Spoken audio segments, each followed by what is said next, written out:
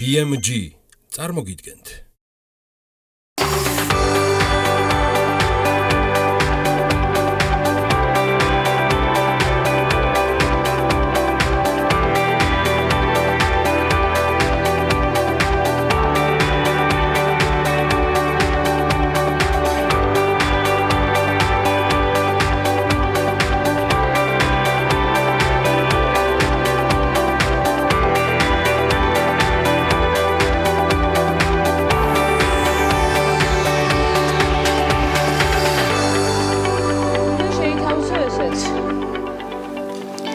კვლევა მუსლიმ ქალთა საჭიროებების გამოსავლენად კვლევის შედეგად დადგენილების შესახებ ნარატივით სამშაბათს. ქართული სპექტაკლი გენდერული თანასწორობისა და ოჯახში ძალადობის თემაზე ირანში საერთაშორისო თეატრალურ ფესტივალზე გაიტანეს სრულად დღევანდელ გადაცემაში. ნეპალის საერთაშორისო ფილმების ფესტივალის ჟიურის სპეციალური პრიზის მფლობელი ქართული ფილმი Keep Smiling ანუ გაიღიმეთ გახდა.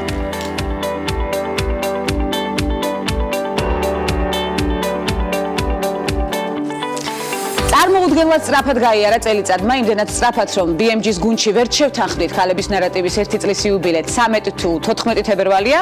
თავარი რაც ამ წლის თავზე შემიძლია ვთქვა და თამამადაც არის ის, რომ პროექტი შედგა უკლებლივ ყველა მიმართულებით, რაც კი იყო ჩაფიქრებული. ამის დასტური არ არის მხოლოდ სატელევიზიო რეიტინგები ცხადია, ჩვენმა მაყურებელმა და BMG-ს მიმდევრებმა იცით, რომ ჩვენ არ ვართ რეიტინგზე ორიენტირებული გუნდი, თუმცა თქვენი მუდმივი გამოხმაურებები, შენიშვნები და კომენტარები, სურვილები გვაფიქრებს, რომ მეტად დავხვეწოთ ჩვენი სატელევიზიო ფორმატი, მეტად დავფაროთ აქტიური, საქმიანი და ლიდერი ქალბატონების ყველა ინიციატივა. დღეს შედარებით მომჭირნეთ და მხოლოდ ამ პროლოგით აღნიშნავთ ჩვენს 1 წლის იუბილეს, ამის მიზეზი ბევრი გვაქვს, თუმცა მთავარი საჩუქარი ამ იუბილეზე მაინც თქვენი მუდმივი ყურადღებაა და სურვილი, რომ ქალების ნარატივში რაც შეიძლება მეტი სიახლით ვიყოთ წარმოდგენილნი. ვნახოთ საიუბილეო გადაცემის სტუმრების ჩამონათვალე და წარმატებით განვაგრძოთ ნარატივი.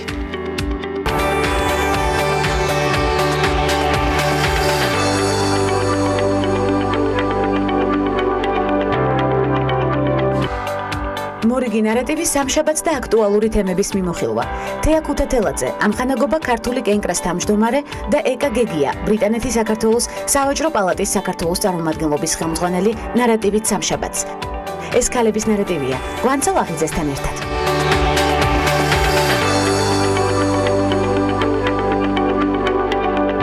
აჭარის სამ მუნიციპალიტეტში, ხულოში, შუახევსა და ქედაში, ასევე ბათუმში ქართულ მუსლიმთა კავშირმა კვლევა ჩაატარა. კვლევა მუსლიმ ქალთა საჭიროებების გამოსავლენად ჩატარდა, მასში 44 მუსლიმი ქალი მონაწილეობდა. კვლევის ავტორის ლელა ჯავახიშვილის თქმით, გამოიკვეთა რამდენიმე პრობლემა, მათ შორის გენდერული ნიშნით ჩაგვრის დასაქმებისა და პოლიტიკურ აქტივობაში ჩართვის მხრივ. კვლევის შედეგად დადგინდა, რომ სოფლად მცხოვრებ მუსლიმ ქალებს საზოგადოებრივ აქტივობებში ჩართვის გართობისა და დასაქმების ნაკლები შესაძლებლობა აქვთ. ადრეული ქორწინება და სკოლებში განათლების არასრულფოსოვანი მიღება დოკუმენტის თანახმად ერთ-ერთი მთავარი პრობლემა განათლების ხელმისაწვდომობაა. კვლევა ტოლერანტობის სამოქალაქო ცნობიერებისა და ინტეგრაციის პროგრამის ფარგლებში განხორციელდა და ჩვენ ცხადია არაერთგზის მივაქცევთ ამას ყურადღებას ქალების ნარატივის არეალში. ქართული სპექტაკლი გენდერული თანასწორობისა და ოჯახში ძალადობის თემაზე ირანში, თეირანში, ფაჯრის საერთაშორისო თეატრალურ ფესტივალზე გაიტანეს. სპექტაკლის სახელწოდებით მშობელთა კრება შეზღუდვების გათვალისწინებით წარმოადგინეს. მიუხედავად იმ უამრავი შეზღუდვისა, რისი გათვალისწინებაც ირანში ზოგადად არტისტებს უწევთ და მიუხედავად ცვლილებებისა, რომლებიც მშობელთა კრებასაც შეეხო, როგორც ვიზუალურ მხარეს, ისე ტექსტს, ჯგუფისთვის ძალიან მნიშვნელოვანია, რომ მაინც შედგა მაყურებელთან დიალოგი ისეთ მტკივნეულ საკითხებზე, როგორიცაა ქალთა უფლებებისთვის ბრძოლა, გენდერული თანასწორობა, ოჯახში ძალადობა და სხვა. ვკითხულობთ სოციალურ ქსელში. ნეპალის საერთაშორისო ფილმების ფესტივალის ჟიურის სპეციალური პრიზის მფლობელი ქართული ფილმი Keep Smiling ანუ გაიღიმეთ გახდა, როგორც აღნიშნეთ გადაცემის საწყისში. რუსუდან ჭყონიას ფილმის პრემიერა ვენეციის 69 კინოფესტივალზე გაიმართა. კინოსურათი წარდგენილი იყო ოსკარის 95 დაჯილდოებაზე საუკეთესო უცხოენოვანი ფილმის კატეგორიაში. გვახსოვს, თუმცა ის კანდიდატთა სიაში ვერ მოხვდა. ფილმი ტრაგიკომედიაა, რომელიც მოგვითხრობს დედათა სილამაზის კონკურსში მონაწილე ქალების ისტორიებს. კონკურსში გამარჯვებით მათ მთავარი პრიზის ბინისა და $25,000 მოპოვება. სურთ ძალიან კარგად გვახსოვს ფილმიც და ცხადია მისი წარმატებაც. გარდიანმა დემნა გვასალიას შესახებ სტატია გამოაქვეყნა ჟურნალისტი ჯეს კორტნი მოლი, ბალენსიაგას დიზაინერ დემნა გვასალიას მოდაზე. სტეიტმენტსა და დიზაინერის სტილზე წერს. დემნა გვასალიას პარიზის ხვანაერია, ეს არის ტელეფონების, მაღაზიებისა და ფასტ-ფუდის ქალაქი, სადაც გლამური ვიწრო ჯინსი და ყალბი ხელჩანთაა. სადაც ქუჩის ხმაურია განსხვავებული ენა და არა ედით პიაფის ჰარმონიული მუსიკა. სტატიაში ასევე შევხვდებით დიზაინერთან ინტერვიუს. ჟურნალისტი გვასალიას ბოლო ჩვენებაზე წერს, რომელიც პარიზის მოდის სამყაროსთვის უჩვეულო გარემოში შედგა, სადაც გვასალიას პოდიუმი ძველმანების ბაზრობის ნაკსოვი ხალიჩა გახდათ. და კიდევ ერთი მნიშვნელოვანი საკითხი, ქალების ნარატივის არეალში ლონდონის ბიზნესისა და ფინანსების სკოლის სასწავლო პროგრამები და ბენეფიტები რამდენიმე წამში სტუმრებთან ერთად განვიხილოთ.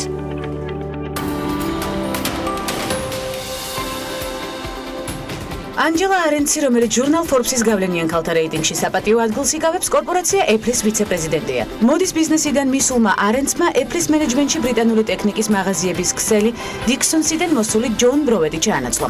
აღსანიშნავია, რომ არენცი Apple-ის მენეჯმენტში პირველი ქალია, რადგან ტიმ კუკის გუნდში ყოველთვის მხოლოდ კაცები იყვნენ. ანჯელა Apple-ის საცალო ვაჭრობისა და ონლაინ გაყიდვების დეპარტამენტს ხელმძღვანელობს. ის უშუალოდ ტიმ კუკს დაექვემდებარა. კორპორაციაში სამუშაოდ ანჯელა არენცი 2014 წლის გაზაფხულზე გადავიდა. მანამდე ეს გავლენიანი ქალბატონი ბრიტანული კომპანია ბარბერის გენერალური დირექტორი გახდათ. ბარბერი ლუქს კლასის ტანისამოს აქსესუარებსა და პარფიუმერიას აწარმოებს. ანჯელამ კომპანიაში მუშაობა 2006 წლის იანვარში დაიწყო. იმავე წლის ივლისში ის სათავეში ჩაუდგა კომპანიას. CNN მანის მონაცემებით 2012 წელს არენცი იყო ყველაზე მაღალ ანაზღაურებადი ტოპ მენეჯერი დიდ ბრიტანეთში, რომელმაც 26,3 მილიონი დოლარი გამოიმუშავა. 2 წელიწადში კი შემოსავალი გაზარდა და 2014 წლის მონაცემებით 82,6 მილიონი დოლარი გამოიმუშავა. ბარბერიში მუშაობამდე არენცი ხელმძღვანელ თანამდებობებს იკავებდა კომპანიებში Liz Claiborne Inc. და Donna Karan International. ანჯელა არენცის საერთო გასამსჯელო 105,5 მილიონი დოლარია. CNN მანიმ კი 2016 წლის ყველაზე მაღალ ანაზღაურებადი ქალების რეიტინგი გამოაქვეყნა, სადაც არენცის შემოსავალი 25,8 მილიონი ამერიკული დოლარია.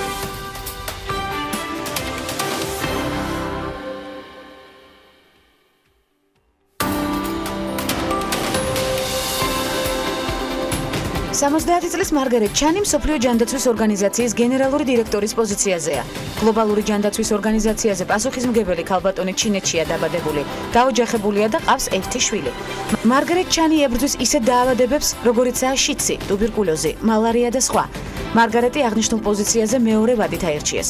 მსოფლიოს ჯანდაცვის ორგანიზაციის ხელმძღვანელი მსოფლიოში ყველაზე ძლიერ ეპიდემიას ებოლას გადააწყდა, რომელმაც უკვე რამდენიმე ათასი ადამიანის სიცოცხლე შეიწირა. 2014 წლის სექტემბერში მან შექმნილ სიტუაციას საზოგადოებრივი ჰუმანიტარული ეკონომიკური კრიზისი უწოდა და იგი ნაციონალური უსაფრთხოების საფრთხედ მიიჩნია. ეს სიტყვები ჟენევაში გამართულ კონფერენციაზე განაცხადა. ჩანი ახლა საკუთარი მეორე ვადის პერიოდში იმყოფება და შესაძლოა სწორედ ებოლა გახდეს გადამწყვეტი მომენტი მის კარიერაში.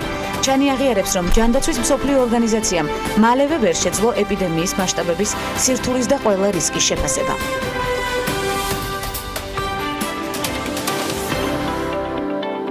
ბრიტანულ ქართული სავაჭრო პალატა აცხადებს საგანმანათლებლო პროექტის დაწყებას სახელწოდებით შეიძინა ბრიტანული განათლება. პროექტი ხორციელდება ბრიტანეთის ერთ-ერთი წამყვანი საგანმანათლებლო ინსტიტუტის ლონდონის ბიზნესისა და ფინანსების სკოლასთან თანამშრომლობით და იწვევს მსურველებს საქართველოსთან სკოლის მიერ წარმოდგენილ სასწავლო სასერტიფიკატო პროგრამებში მონაწილეობის მისაღებად.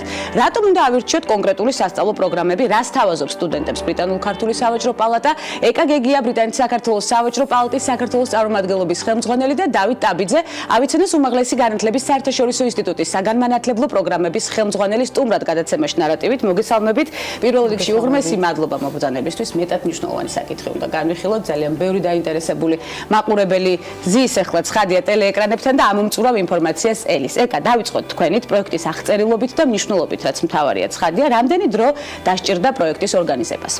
ძალიან მოხარული ვარ, რომ მომიწვევთ სტუდიაში სწორედ ამ თემაზე სასაუბროთ. არ გამოგრჩებოდა ცხადია თვალსაარიალიდან. ვინაიდან ჩვენ ყველას მიგვაჩნია, რომ განათლება სწორედ ის სფეროა, რომელსაც ყველას დიდი ყურადღება უნდა მივანიჭოთ და აქედან გამომდინარე ჩვენი ბრიტანულ ქართული სავაჭრო პალატის ერთ-ერთი უმთავრესი მიმართულებაა სწორედ განათლება და ჩვენ გვსურს, რომ საქართველოში ხელმისაწვდომი იყოს მაქსიმალურად ბრიტანული განათლება, ვინაიდან ბრიტანეთს ძალიან დიდი გამოცდილება აქვს ამ სფეროში, არის განსაკუთრებული სწორედ საგანმანათლებლო სფეროს მიმართულებით და ჩვენ გვსურს რომ მაქსიმალურად ხელმისაწვდომი და მაქსიმალურად ეფექტური პროგრამები წარუდგინოთ მსურველებს, როგორც საქართველოში, ასევე საერთაშორისო დონეზეც. რაც თავარია, ქართველი აპლიკანტები ჩვენთვის არის პრიორიტეტული. ცხადია, ეკაც სფეროს არჩევის თვალსაზრისით, რამდენად მრავალფეროვანი არჩევანი აქვს თამაზები. ბრიტანულ თვითონ სკოლასთან თანამშრომლობისას ჩვენ შევარჩიეთ ჩვენი ქვეყნისათვის ყველაზე პრიორიტეტული სფეროები.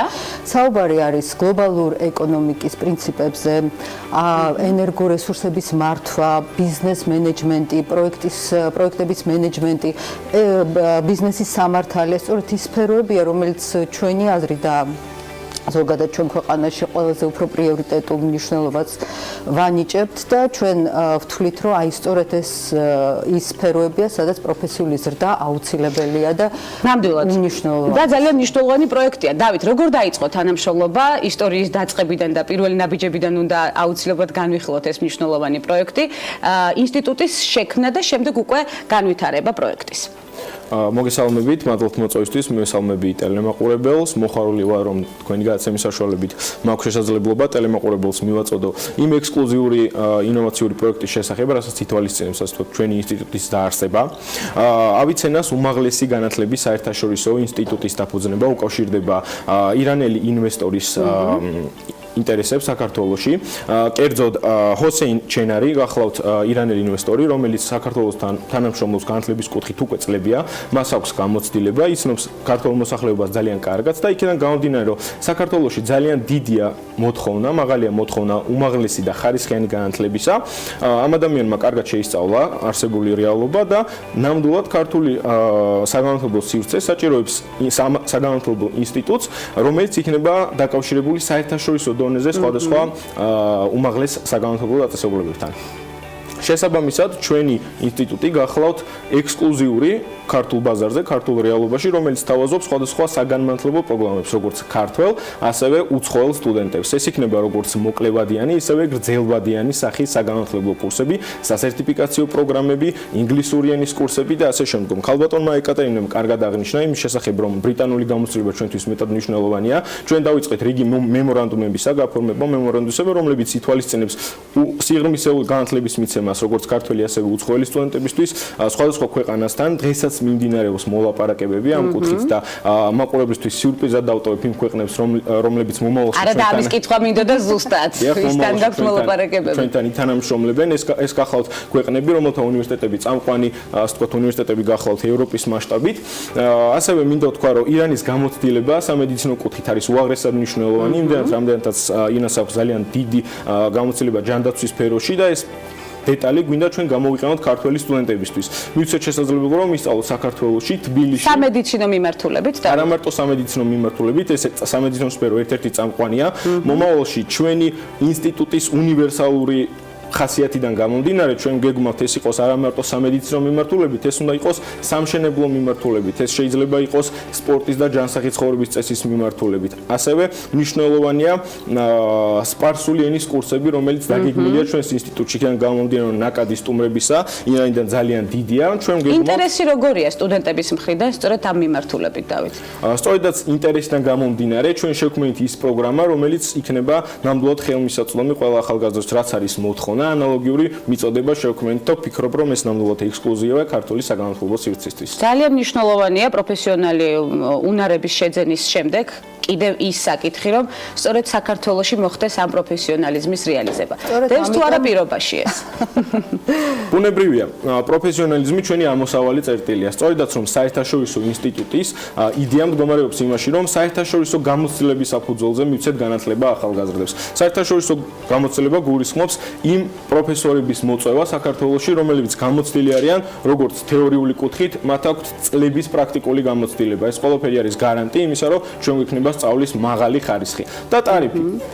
ბუნებრივია, სწავლა ყველაზე ძვირი სიამოვნებაა, ყველაზე კარგია, ყველაზე მძიმე შრომაა, მაგრამ ნამდვილად დამეთანხმებით ქართველი სტუდენტებისთვის დიდი სიამოვნებაა წახვიდეს საზღვარგარეთ და მიიღო ცხოვრი განათლება, გახდეს საერთაშორისო სტუდენტი. და რას გულისხმობს ექსკლუზიური ტარიფი? ექსკლუზიური ტარიფი გულისხმობს იმას, რომ საქართველოში დღემდე ვერც ერთი დაწესებულება ვერ მოიძებნება, ვერც ერთი საგანმანათლებლო სფერო ვერ მოიძებნება ანალოგი და ვერ ნახავთ ისეთ ისეთი სახის საგანმანათლებლო პროგრამას, რასაც ნახავთ ჩვენს საგანმანათლებლო ინსტიტუტში. ეს ნიშნავს, რომ ექსკლუზიური პროგრამები, რომლებიც გათვლილი იქნება კონკრეტულ მიზნობრივ ჯგუფზე, კონკრეტული პროგრამა იქნება გაწერილი კონკრეტული საჭიროების მქონე სფეროში, ასე ვთქვათ, ეს იქნება ფინანსების კუთხით, ბიზნესის კუთხით თუ ასე შემდეგ. ეს პროფესორები იმუშავებენ ინდივიდუალურად ამ ადამიანების წარმატებისთვისა და განათლებისთვის. რაც შეეხება ტარიფს, ეს იქნება არსებულზე, საერთაშორისო ტარიფზე ბევრად ნაკლები, რადგან ჩვენ ექსკლუზიური შემომტანი ვართ ამ პროგრამაზე. დავით, პროფესორები ახსენეთ, ვინ იქნებიან ლექტორები საინტერესო? ლექტორები იქნებიან ბრიტანეთიდან მოწვეული, რომლებიც ლონდონის ფინანსების და ბიზნესის სფეროში ასწავლიან და ამ საკითხთან დაკავშირებით ქალბატონი ეკატერინე უფრო დეტალურად. ამომწურავად მოგვაწვდის ინფორმაცია ესე. ამჟამად ჩვენ ლექტორების კუთხით საუბრობთ ონლაინ პროგრამებზე, რომლებიც ითვალისწინებს 100%-ით ხელმისაწვდომობას, ანუ არსებობს სპეციალური პლატფორმა, რომლის მეშვეობითაც სტუდენტი შედის, ასე ვთქვათ, პროგრამის მასალებთან აქვს წვდომა და თვითონ პროგრამები, სასწავლო პროგრამები დაახლოებით ეს 4 დღიანი სასერტიფიკატო კურსს მოიცავს, მაგრამ თითო სტუდენტს ეძლევა 2-დან 4 თვემდე იმის გათვალისწინებით, რომ როგორც წესი საუბარი არის უკვე გარკვეულ პროფესიულ საფეხურზე მდგომ ადამიანებზე, რომლებსაც დროის დეფიციტიც აქვთ, რომელსაც არ შეუძლიათ რომ დაუშვათ. ძალიან კომფორტული ამ მხრივ არის ნამდვილად ძალიან კომფორტული. ამიტომ ჩვენ სწორედ ინსტიტუტთან მოვაწერეთ ხელი მემორანდუმს თანამშრომლობის თაობაზე, რომლის ფარგლებშიც ვაპირებთ აი ამ მოკლევადიან სასერტიფიკატო პროგრამებზე მუშაობას. ეკა, რამდენად შეზღუდულია პროექტში ჩართულობის მსურველთა რაოდენობა? არ არის არანაირად შეზღუდული, პირიქით ჩვენ ვიწვევთ მაქსიმალურად, იმედი გვაქვს რომ მაქსიმალური ჩართულობა იქნება და გაიზრდება ცხადია განათლების დონეც. რა თქმა უნდა, იმიტომ რომ ჩვენ ვთვლით, რომ ეს ძალიან მნიშვნელოვანია და სწორედ ჩვენ გვინდა რომ ვიყოთ ის, ასე ვთქვათ, ორგანიზაცია, რომელიც ზრუნავს იმაზე, რომ საქართველოში რაც შეიძლება უკეთესი განათლება შემოვიდეს და რაც შეიძლება უფრო მეტი პროფესიონალი გყავდეს აი ამ პრიორიტეტულ და სპეციფიურ დარგებში. და როგორც უკვე აღნიშნეთ, სწორედ საქართველოში მოხდეს პროფესიონალიზმის რეალიზება და გამოვიყენოთ ქვეყნის საკეთილდღეობას. სწორედ ამისთვის ვერანაირი განვითარება ვერ მოხდება. რატომ დაავირჩიეთ ლონდონის ბიზნესისა და ფინანსების სკოლა? ეკა, ეს არის საინტერესო. რა კონკურენტული უპირატესობა აქვს ამას გამო? საკმაოდ ახალგაზრდაა თვითონ ეს სკოლა, ანუ სულ რაღაც 10-15 წლის წინ შეიქმნა, მაგრამ აი ამ პერიოდის განმავლობაში ძალიან აქტიურად მუშაობს ამ კონკრეტულ ბაზარზე. უამრავი პროგრამები აქვს სასწავლო, როგორც კამპუსში, აგრეთვე ონლაინ. მათ შორის არის ესეთი მნიშვნელოვანი პროგრამები, როგორც SIMA, SCCA, ანუ ამისათვის თავაზობს ძალიან საინტერესო პლატფორმას და აგრეთვე აღსანიშნავია ის ფაქტიც, რომ ლონდონის ბიზნესის და ფინანსების სკოლა არის იმ რამოდენიმე ინსტიტუტს შორის, რომლებმაც დედოფლის განსაკუთრებული ჯილდო მიიღო საგანმანათლებლო სფეროში წარმატებების და მიღწევისათვის. გაგრძელდება თანამშრომლობა ცხადია ბრიტანეთთან, გაგრძელდება თანამშრომლობა ჩვენთან, იმიტომ რომ ძალიან მნიშვნელოვან და საინტერესო თემებს ვეხებით ცხადია თქვენი სტუმრობის დროს, მე იმეც ვიტოვებ, რომ კვლავ გვესტუმრებით ქალების ნარატივის სერიალში და შედეგებსაც ერთად განვიხილავთ. უღმესი მადლობა მოგზაურობისთვის, ველი თქვენს მორიგ სტუმრობას, ეკაგეგია ბრიტანეთის საქართველოს საავადმყოფო პალატის საქართველოს წარმომადგენლობის ხელმძღვანელი და დავით აბიძე ავიცოდეს უმაღლესი განათლების საერთაშორისო ინსტიტუტის საგანმანათლებლო პროგრამების ხელმძღვანელი სტუმრობდნენ გადაცემას ქალების ნარატივი მცირე სარეკლამო ბლოკის შემდეგ უკვე უცხოეთში განვითარებული მოვლენებით ბრუნდებით და მორიგ საინტერესო სტუმართან ერთად დაგველოდით.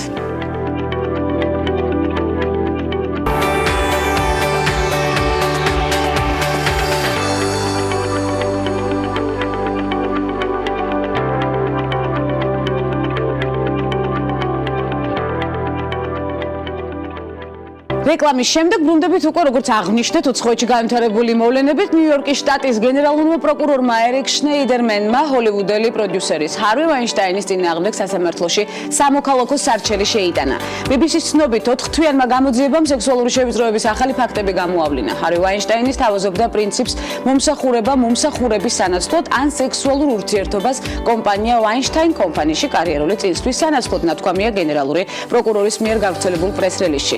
გარდა ამისა საკომპანიო Weinstein კომპანიის ხელმძღვანელებს, მათ შორის Harvey Weinstein-ის ძმას, იმაში ადანაშაულებენ, რომ ისინი თანამშრომლის საჩივრებზე რეაგირებას არ ახდენდნენ და მათ დასაცავად არანაირი ზომები არ მიუღიათ. ესეც ახალი დადგენილება ცხადი არ გამოგრჩება არაფერი. ყურადღების არეალიდან გაერთიანებულ სამეფოში აღნიშნავენ The Representation of the People Act-ის გამოქვეყნების 100 წლეულს, რომელმაც ქალებს არჩევნებში მონაწილეობის უფლება მისცა, თუმცა სუფრაჟისტების რეაბილიტაციის საკითხი, რომლებიც იბრძოდნენ ამ უფლების მოსაპოვებლად და ამისთვის ისჯებოდნენ ბრიტანეთში ღიად რჩება.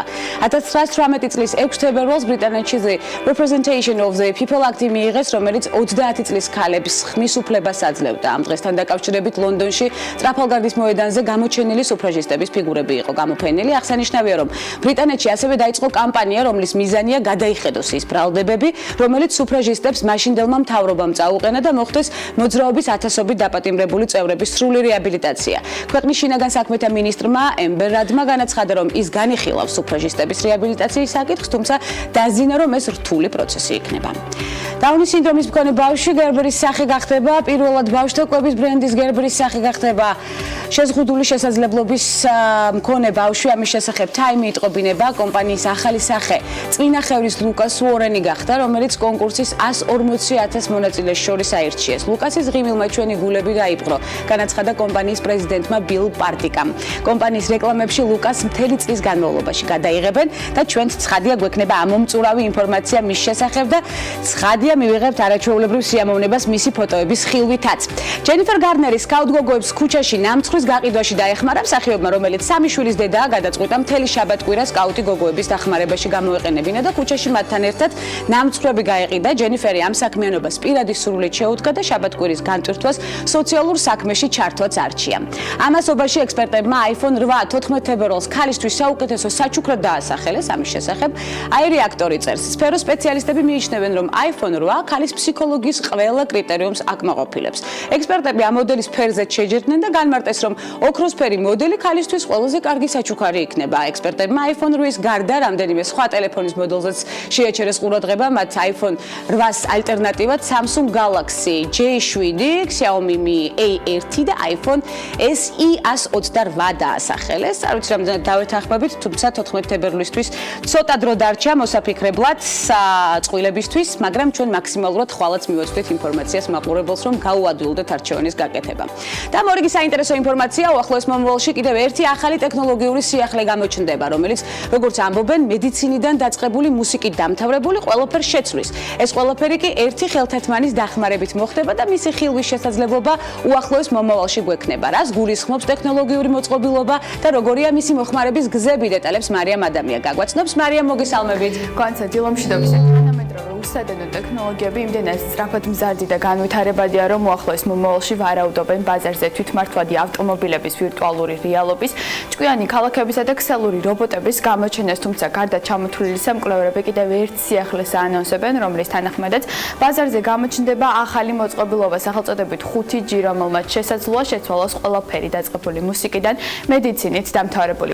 მასზე მომუშავე გუნდი კი ორიენტირებულია, რომ ტექნოლოგიამ გადასცეს ადამიანს ის ფიზიკური უნარჩვევები, რომლებიც მას არ აქვს ან სურს გაუმჯობესება. მარიამ, უფრო დეტალურად რომ ჩავწვდეთ სიახლის არსს, რას გულისხმობს ეს ტექნოლოგიური სიახლე და ვის შეიძლება მისი გამოყენება? განსა მაგალითად ქირურგი ვირტუალური რეალობისა და სპეციალური რობოტი ხელთათმანის გამოყენებით, რომელიც გრძნობს ადამიანის მოძრაობასა და წნევას, შეძრებს მსოფლიოს მეორე ნახევრიდანაც კი ოპერაცია ჩაუტაროს პაციენტს ადგილზე დაუსწრებლად. თუმცა ცხადია, დისტანციური ოპერაციების ჩატარება აქამდეც იყო შესაძლებელი, მაგრამ 5G-ის მთავარი პირობა და უპირატესობა სისწრაფია. მას ქმედება სინათლის სისწრაფით მიეწოდება, რაც იმას ნიშნავს, რომ ქირურგი ხელთათმანის დახმარებით მომენტალურად მიიღებს და იგრძნობს კავშირს სხვა სამყაროდან. ასევე გარდა ოპერაციების და მოწყობილობის გამოყენებით შესაძლებელია გაუმჯობესდეს სწავლების მეთოდები და სტუდენტებმა ამ გზით პრაქტიკა გაიარონ მსოფლიოს ნებისმიერი კუთხიდან ნებისმიერ კლინიკაში თუ უნივერსიტეტში. ანუ ეს არის ერთგვარი ხიდი ვირტუალურ და რეალურ სამყაროს შორის. მარიამ, საინტერესოა რა კავშირი აქვს მუსიკასთან, ხელოვნებასთან და კიდევ სხვა დარგებასთან გაგებთან აღნიშნულ გამოგონებას. განცა გარდა მედიცინისა, როგორც აღნიშნე, ახალი მოწყობილობით შესაძლებელია მუსიკალური უნარების გაუმჯობესებაც და რაც მთავარია ეს ყველაფერი დისტანციურად. დამატებით კიდევ როგორ შეიძლება მოწყობილობის გამოყენება, ამაზე მომუშავე გუნდი უკვე მუშაობს, ასევე მათ მთავარ ამოცანად აქვთ დასახული ხალხთმანის დამუშავება იმ დონემდე, რომ ის იყოს სრულად უსაფრთხო. იმუშაოს გამართულად რაიმე დარღვევების გარეშე და მისგან უფრო მეტი სარგებელი და მოგება მიიღონ, ვიდრე უკუჩვენება. ხოლო ამ ყველაფრის მერე იქნება უკვე შესაძლებელი 5G-ის ბაზარზე ხილვა და მისი პრაქტიკული გამოყენება. დიდი მადლობა მარიამ, ძალიან საინტერესო ინფორმაციისთვის. გვახარებს ნებისმიერი წარმატებული სიახლე. ბუნებრივია, ეს იყო მარიამ ადამია, რომლის ჩართულობა ცხადია, გრძელდება ქალების ნარატივში. რამდენიმე წამში კი მორიგ საინტერესო სტუმართან ერთად საინტერესო თემაზე სასაუბროდ გიბრუნდებით და გველოდეთ.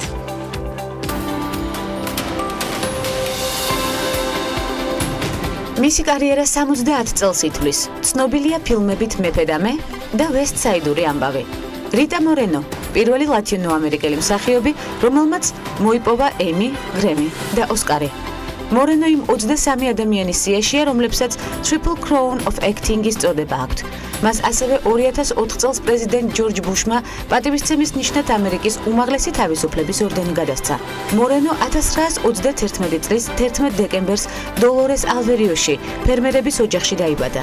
17 წლის ასაკში კი უმცროს ძმასთან განშორება მოუწია და დედასთან ერთად ნიუ-იორკში დასახლდა. მოგვიანებით რიტა ედვარდ მორენოს მეუღლე გახდა. 1950 წელს 14 წლის ასაკში პირველად მიიღო ეპიზოდური როლი ფილმში ნიუ-ორლეანის სადღეგრძელო და სიმღერა წვიმაში.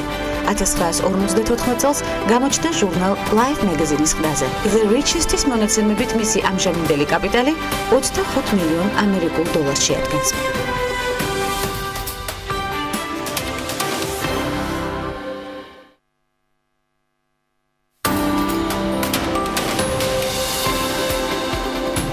Wall Street-ის ყველაზე გავლენიანი ქალი Google-ის თანამშრომელია.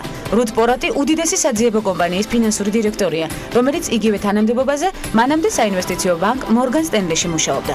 კონკრეტულ ბანკში მან 28 წელი იმუშავა. Bloomberg-ი რუთ პორატს ერთ-ერთ ყველაზე გავლენიან ქალბატონად ასახელებს Wall Street-ზე. რუთ პორატი დაბადებულია ებრაულ ოჯახში, მიღებული აქვს სტენფორდის ბაკალავრის ხარისხი საერთაშორისო ურთიერთობებში და ფლობს პენსილვანიის უნივერსიტეტის მაგისტრის ხარისხს. Google-ი დათანხმდა გადაიხადოს 70 მილიონი იმისთვის, რომ პორატს დაეტოვებინა Morgan Stanley და გადასულიყო Google-ის ფინანსური დირექტორის პოზიციაზე.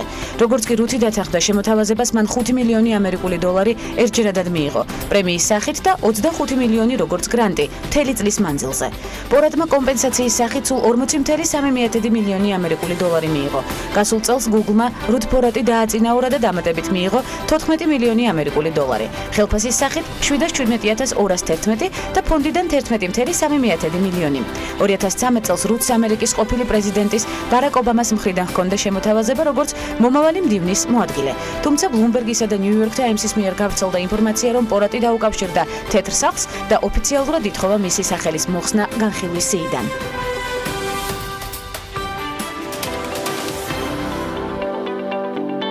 საკითხი, რომელიც ქალების ნარატივით გუშინ მხოლოდ ინფორმაციის დონეზე განვიხილეთ, დღეს სტუმრებთან ერთად უნდა გავშალოთ. მარნეულში ახალი კენკრის ბაღი გაშენდა ერთიანი აგროპროექტის ფარგლებში, ვიცით, ამ ხანაგობამ ქართული კენკრა მარნეულის რაიონის სოფელ ახლო მახმუდლოში ჟოლოს და მაყლის ბაღი 7 ჰექტარზე გააშენა.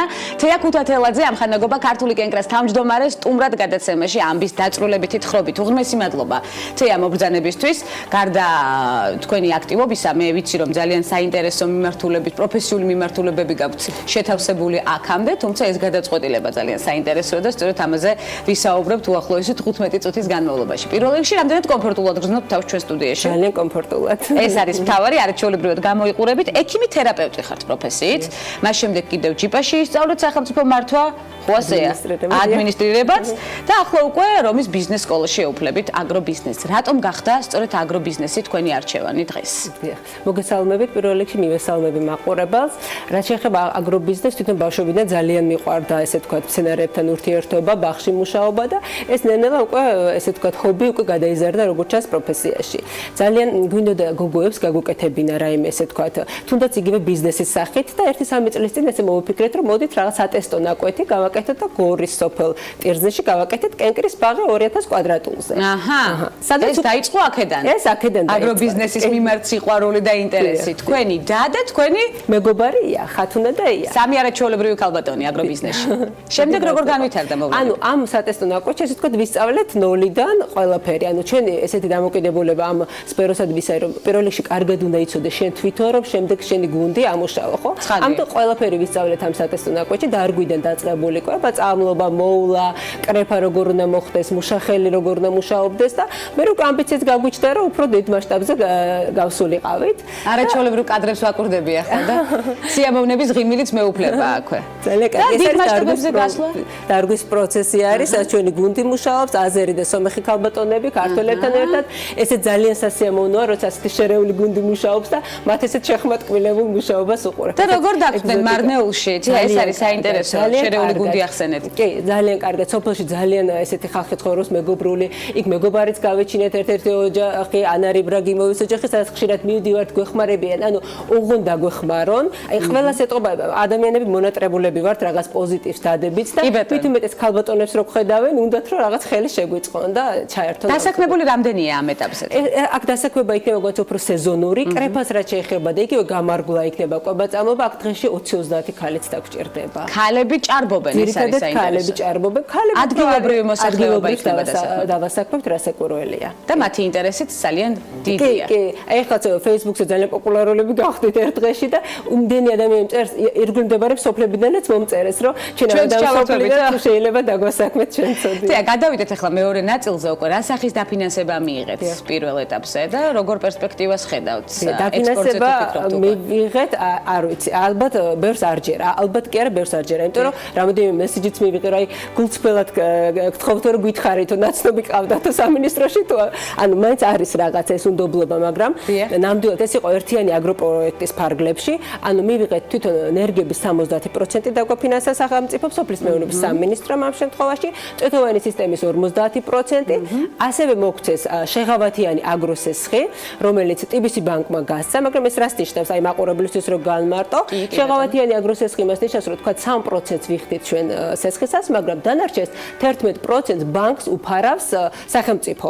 ანუ ბანკიც ესე თქვა წაგებაში არ არის, მაგრამ ჩვენთვის დიდი შეღავათია. გარდა ამისა, გათვალისწინებულია თვითონ ის, რომ ეს აგროსექტორია და შენ მოგება ვერ გექნება ერთ წელიწადში და თუნდაც ორ წელიწადში ისეთი, რომ ყველაფერი დაფარო. ამიტომ გაქვს საშეღავათო პერიოდი. საშეღავათო პერიოდი ნიშნავს, რომ თანხის ძირს შენ საერთოდ არ იხდი პირველი პერიოდი. ანუ ჩვენ შემთხვევაში ჩვენ გვაქვს 36 თვე, ანუ 3 წელი ჩვენ მხოლოდ პროცენტს ვიხდით, რაც სულ რაღაც 300 ლარი, ასე ვთქვათ, ამ ეტაპზე და ვინაწილებთ 3 გოგო. ანუ ეს არის რომ მოძლიერდეს, ესე ვთქვათ, ჩვენი ამხანაგობა. პირობები ასეთია, რომ ანუ აგრობიზნესისთვის იმიტომ შეიქმნა ეს პროდუქტი და ძალიან დიდი მადლობა, ანუ ერთიან აგროპროექტს ხო უდიდესი მადლობა, TBC ბანკს უდიდესი მადლობა და ასევე ერთიანი აგროპროექტის ფარგლებში არის ეს აწარმოე საქართველოს კიდე პროექტი, სადაც მოვიგეთ სამაგოგონამ დავწერეთ ჩვენ პროექტი და სამაცივრე ნაგებობა აგვიწყოს. ესეც ეს არის მარნეულის თვითონ რეგიონალური განვითარების ასოციაცია, RDA, ესე ვთქვათ, აბრევიატურა ინგლისურად და ძალიან დიდი დახმარება მივიღეთ. ანუ ფაქტიურად ძირითადი კომპონენტებში ძალიან დაგვეხმარა სახელმწიფო.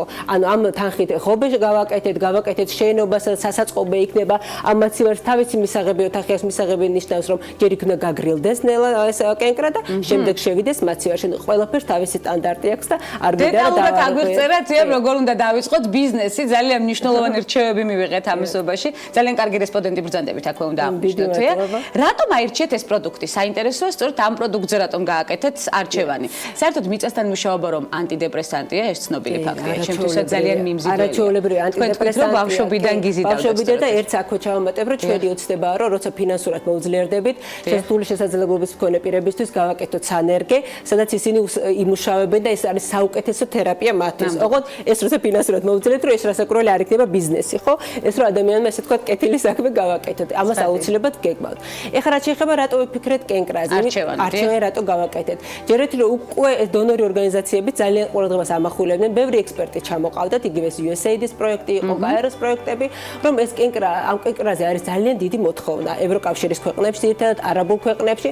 მე რასაკვირველია, ჩვენ თვითონაც ჩავუჯექით, ესე თქვა ძალიან კარგად შევისწავლეთ და რაც თავარია მოთხოვნა არის ბიოპროდუქტზე.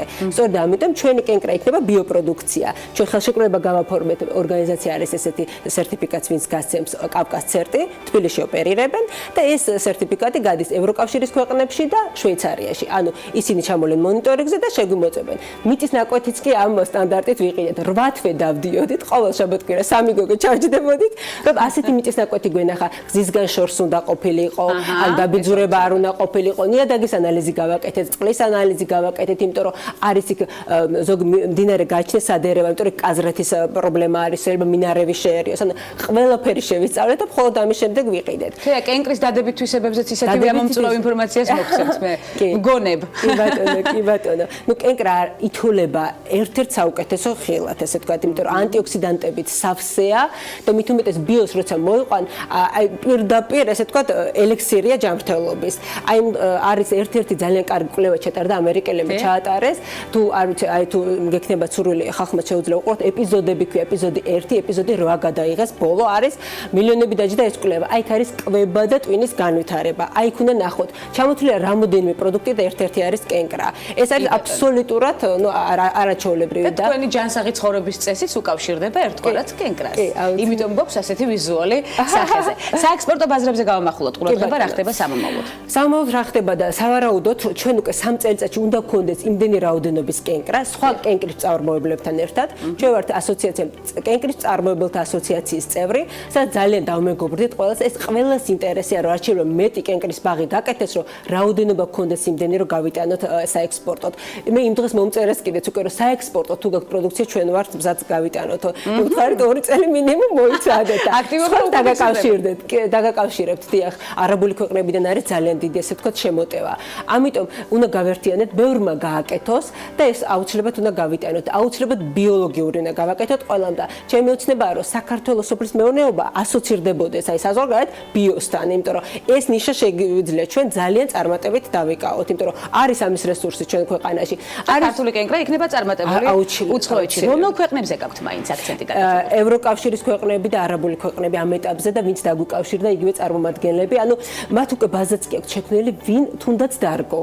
აი მხელა ინტერესია თუნდაც დარგო, რომ ამას აღწერას აკეთებენ, რომ გაიტანონ და ზოგადად ქართულ პროდუქციას ძალიან გაუთქვეს სახელი. ეს სოფლის მეურნეობის სამინისტროს დამსახურებაც არის, სხვა ბიზნესმენების, ვინც აკეთებენ იგივე ქართულ ზეთისხილი, სულ უცხოელმა, სულ სხვა მითხრა, რომ ეს თქვენი პროდუქტი გავსინჯ იტალიელმა მითხრა. არაჩვეულა იტალიელი როცა გეტყვის ზეთისხილის თვითონ ზეთზე მითხრა. ხო როგორი ისეთი ამაყი ვიყავი, დიახ. დიახ, რა თქმა უნდა და ეს არის კიდევ უფრო მეტი мотиваცია იმისთვის, რომ შექმნა ქართული პროდუქტი და გაიტანო ექსპორტზე. დღეს გვიძლია სწორედ თქვენ მიმართულების ბიზნესს უწოდოთ მომგებიანი თქვენი გადმოსახედებით. სანამ თვითონ ესე თქვა მოგებამდე არ მივალთ ძნელი სათქმელია, მაგრამ რასაც ხვების გამოცდილებას უყურებთ, ნამდვილად მომგებიანი უნდა იყოს. ხშირად მარნეულში ჩასვლა, მომგებიანი უნდა იყოს, ცხადია, ჩვენ შედეგებს აუცილებლად განვიხილავთ. ქალების ნარატივში ძალიან ხშირად იქნებით ჩვენი სტუმარი, თითოეულ ნაბიჯს განვიხილავთ აქტიურად.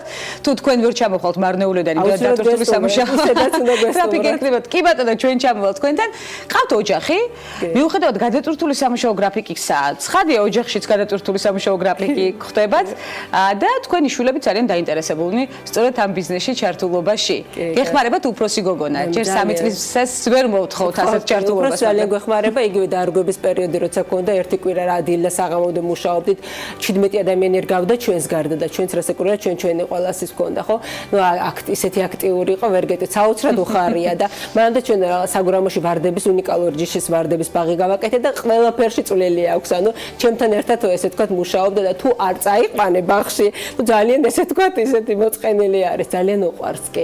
ეს ალბათ ოჯახსაც არის როგორ მიაჩევ კიდე ბავშვს და ისეც ძალიან პოზიტიური საქმით ხართ დაკავებული და პოზიტიური გუნდი გაქვთ როგორც ხვდები თქვენიდან გამომდინარე.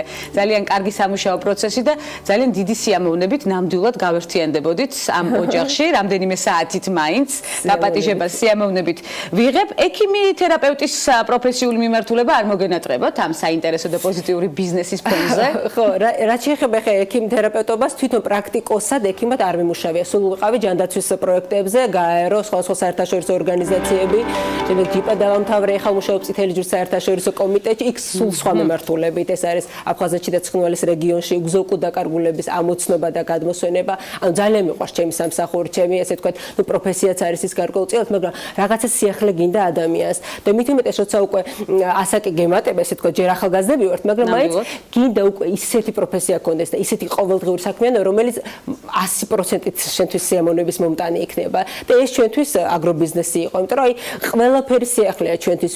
აი ყველაფერს სწავლობთ, ისეთი ენთუზიაზმით სწავლობთ, იგივე რამდენ აგრონომს ვხვდებით, ყველა სტანდარტს სწავლობთ, ბევრს ვკითხულობთ, იმიტომ რომ აი ბევრი იცით რას ხვდებით, იგივე ადგილობრივ ფერმერებს როცა ხვდებით, რატომღაც გონიათ რომ უკვე ყველაფერი იციან, ამ დროს არ ვიცით, უამრავი რაღაცა არ ვიცით. ნამდვილად ეს არ ეს ყველა უნდა ვისწავლოთ და ეს სწავლის პროცესი უნდა იყოს მუდმივი, უნდა ქსიამოვნებდეს. როცა ქსიამოვნებს, ეს ალბათ მოსაწყენიც არ არის. საქმე როცა გიყვარს წარმატებას მარტივად აღწევ, მართალია. კი, გეგმები მარტივია 7 ჰექტარის მართვა? თია? მარტივი სავარაუდოდ არ არის, მაგრამ ისიც არის რომ კარგი გუნდი შევიკრიბეთ, ანუ უხმოთ ვუგებთ ერთმანეთს, სამივე ესეთები ვართ იახა თუნა მე, რა აი ძალიან კარგად გადავნაწილეთ ეტყობა ეს ჩვენი ძლიერი და სუსტი მხარეებიც ისე კარგად შეეწო, აი ძალიან კარგად დაბალანსებულია. იას და ხათუნასაც მალე მოვიწოთ ეთერში ცხადია თქვენთან ერთად. ამის პირობას ვიტოვებ, შედეგები როგორც უკვე აღნიშნეთ, გვაქვს განსახილველი. ძალიან ბევრი სამუშაო მიმართულების შეთავსება გიწევთ აგრობიზნესთან ერთად და წარმატებით ახდენთ სწორედ ამ მიმართულების ერთ სიბრტყეში კოლაბორაციას და არ ვიცი შემდეგ უკვე წარმატებაზე ორიენტირებას და შედეგიც სახეზე გვაქვს. ეს არის ძალიან მნიშვნელოვანი სწორედ მენეჯმენტის თვისებები და ქალების განსაკუთრებული ენთუზიაზმი ამ საქმეში. ძალიან დიდი მადლობა მობრძანებისთვის. თეა ქუთათელაძე, ამხანაგობა ქართული კენკრის თავმჯდომარე, დღეს ამ რეგალიას გამოვიყენებს, სტუმრობდა გადაცემას ქალების ნარატივი, მას არ ვემშვიდობებდით დიდი ხნით, ის აუცილებლად შემოგვიერთდება კვლავ ქალების ნარატივის სერიალში თავის ბიზნეს პარტნიორებთან ერთად. ასეთი იყო დღევანდელი ნარატივი, ხვდებით ერთმანეთს ხვალ. ზუსტად 11 საათზე, რა თქმა უნდა, ტელე პირველის პირდაპირ ეთერში საინტერესო სამშაბათს გისურვებთ. ბედნიერად.